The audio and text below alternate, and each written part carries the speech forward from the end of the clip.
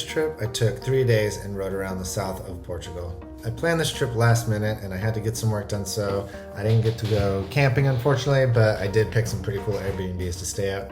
Since I moved to Portugal earlier this summer, I haven't bought my own bike yet, but I've wanted to test out the Honda Africa Twin for quite some time now. I rented this one from LX Rent, located in Lisbon. I'll include a link in the description of the video. I really enjoyed riding this motorcycle. So on the first day I rode down the coast to Aljezur from Lisbon, which is a small surfing town. I found a great Airbnb right in front of the surf break of Erifana with an amazing view. When I showed up, unfortunately, it was a little bit late and I had to get some work done, so it was torture just watching all these amazing sets roll in, and it was just beautiful.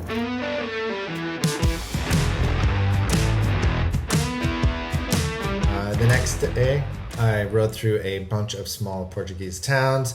I passed through Monchique and through Mount Foya to Tavira. The road to Mirador, Mount Foya was super fun, has tons of twisties, and I highly recommend it. It's worth driving up there. As I approached the peak, I was riding in the clouds and I could barely see anything in front of me. And it was pretty damn cold up there, as you can see, but the view was worth it. It was super cool.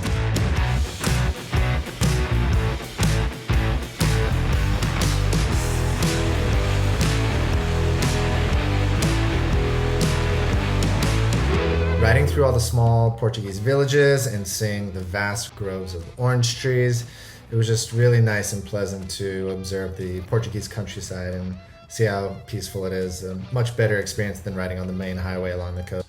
Second half of the day, once I reached Tavira, I took the road N397 up to Mertola.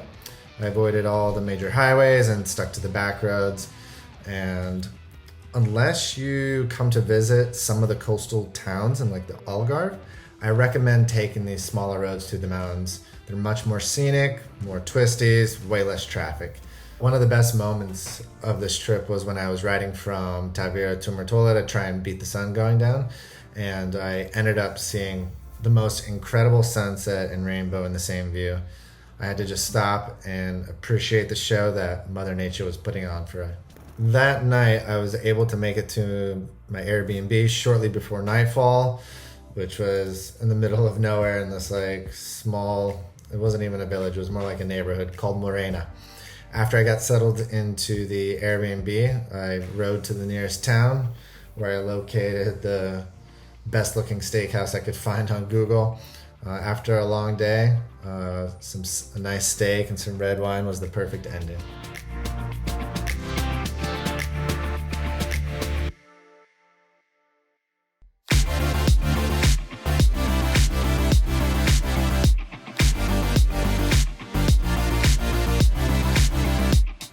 On the last day of my trip, I rode up the N2 to a small city called Montemor-O-Novo. The N2 is the longest national road on Portugal. It's the most popular road for motorcycle riding because you can ride all the way through Portugal. On the way, I checked out this old copper mine, and that was pretty cool. It reminded me of the copper mines in Arizona. Along the N2, I saw endless vineyards of Alentejo, olive tree groves, and cork tree forest. And fun fact, Portugal actually produces half of the world's cork supply. So throughout Portugal, there are a lot of really cool castles you can explore that are open to tourists. I ended up checking out the castle in the city of Montemor-O-Novo, and this city is just an hour drive from Lisbon. So if you're ever in Lisbon and you want to check out one of the less popular underground castles, then I highly suggest this. When I arrived at the castle, it looked closed or shut down, which worried me at first, but I didn't see any staff or security working, but I saw a couple of people walk into the castle, so I thought I would go check it out. And out of all the castles in Portugal, the castles in Sintra are probably the most popular and well-known, but they are often packed with tourists, and some of the castles, such as Penha, even have a guided tour that you must follow. So my experience at the castle of Montemor-O-Novo was special because there was like hardly any people and I could just wander around freely. The view from the top of the tower was insane. I felt very lucky that no one was around. I could fly my drone without annoying anyone. And just a unique fact about this castle, it dates all the way back to 1203. How cool is that? This is insane.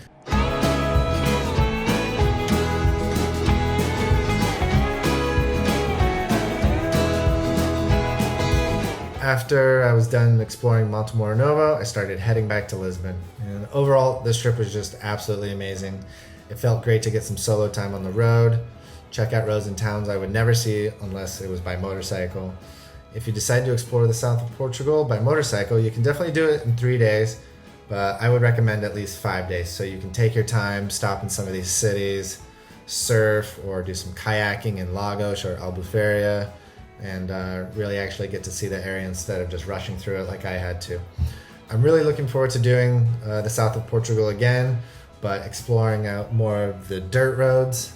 Yes, thank you for all for watching, and I'll catch you next time.